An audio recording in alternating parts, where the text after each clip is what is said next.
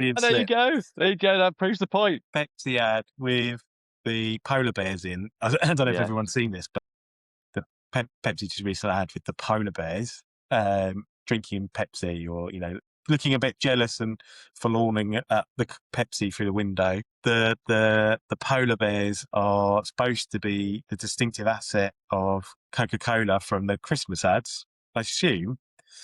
I think so. This is the debate, right? This is the Well, they're debate. not distinctive. They're not. I had no idea that Coke owned polar bears. So I don't think it's a very distinctive asset at all. That passed me completely by. I'm probably an ignoramus. I watched the ad and I kind of got it's a taste test that had gone the wrong way, but I didn't get like that is the Coca-Cola polar bear that's mucked up. No. So it just felt a bit indulgent for me. I was like, it's agency land or marketing land, just Yeah, it could enjoying do, couldn't it? its own Coke. Yeah. I literally only just saw it a couple of hours ago, so I haven't had time to really think about it. But I think, because Andrew Tyndall made a point about it in the drum, Andrew Tyndall from System 1, whether we make too much of kind of distinctive assets, and the whole debate around whether actually it matters, really. But I think actually I had the same initial thought of you when you said to me, I didn't realise they were distinctive assets. I had to kind of look up, is this because they're in the Christmas Yeah, ad? So yeah, will people, yeah.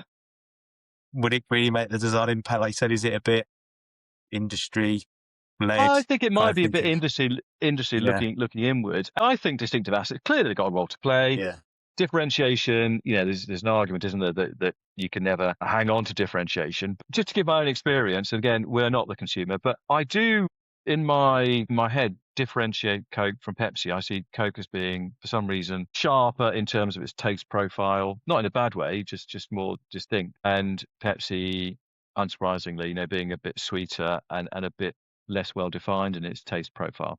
But that's just me, ask a million other people, you might get a million different answers. So I do think there is some differentiation you can do around the product. But yeah, I didn't think this quite hit the mark. And I would be interested in the positioning which they were going for. Is the positioning we're not Coke, which is not ideal. I don't think that's a really brilliant positioning.